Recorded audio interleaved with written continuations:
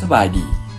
กรมขัวทางกระทรวงโยธาธิการและขนส่งของประชาสัมพันธ์เพื่อจัดตั้งปฏิบัติเวียกงานคุ้มครองน้ำหนักรถบรรทุกให้สอดคล้องกับกฎหมายและระเบียบการที่วางออกพร้อมทั้งเป็นการปกปักรักษาทางหลวงให้นำใช้ได้ยาวนานหลีกเว้นการสร้างความเสียหายและเปเพดานทางหลวงพร้อมทั้งลดพรการเกิดอุบัติเหตุก่อให้เกิดความเสียหายแก่ชีวิตและทรัพย์สินของผู้ขับขี่รวมทั้งลดพรการใช้จ่ายงบประมาณของรัฐในการบูรณะรักษาและซ่อมแปลงทางหลวงกระทรวงโยธาธิการและขนส่งจึงได้ออกนิติกรรมและกำหนดหลักเกณฑ์ในการคิดไล่น้ำหนักของรถบรรทุกโดยจะพิจารณาจากน้ำหนักรวมสูงสุดดังนี้รถบรรทุกที่สัญจรตามทางหลวงแต่ละประเภทต้องได้กวดกาน้ำหนักอยู่สถานีติดสั่งน้ำหนักและจุดกวดกาเฉพาะกิจที่ได้รับการแต่งตั้งจากกรมขัวทางการอนุมัติน้ำหนักรวมสูงสุดของรถบรรทุกแม่นอิงตามมาตรฐานการออกแบบทางหลวงแต่ละประเภทเช่น 8.2 9.1 และ 11 ต้นต่อเผาตัวอย่างน้ำหนักรวมสูงสุดของรถบรรทุกที่อนุญาตสำหรับทางที่รับน้ำหนักได้ 9.1 ต้นต่อเผา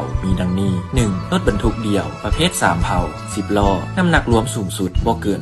22.8 ต้น 2. รถบรรทุกเดี่ยวประเภท4เผา12ล้อน้ำหนักรวมสูงสุดบ่เกิน 27 ต้น 3. รถบรรทุกเครื่องหางลากประเภท5เผา18ล้อน้ำหนักรวมสูงสุดบ่เกิน 41 ต้น 4. รถบรรทุกเครื่องหางลากประเภท6เผา22ล้อน้ำหนักรวมสูงสุดบ่เกิน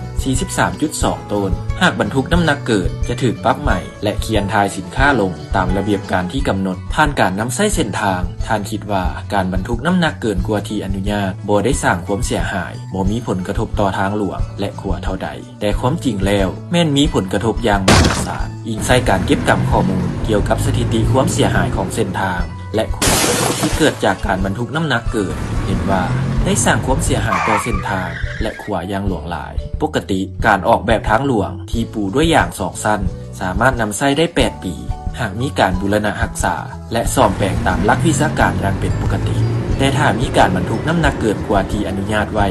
อายุการนำใช้ของทางและขัวก็จะสั้นลงยกตัวอย่าง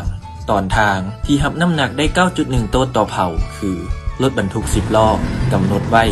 22.8 ต้นอายุการนำใช้ทาง8ปีแต่ถ้าบรรทุก30ต้นอายุการนำใช้ทางจะเหลือเพียง7ปีแต่ถ้าบรรทุก45ต้นอายุการนำใช้ทางจะเหลือเพียง4ปี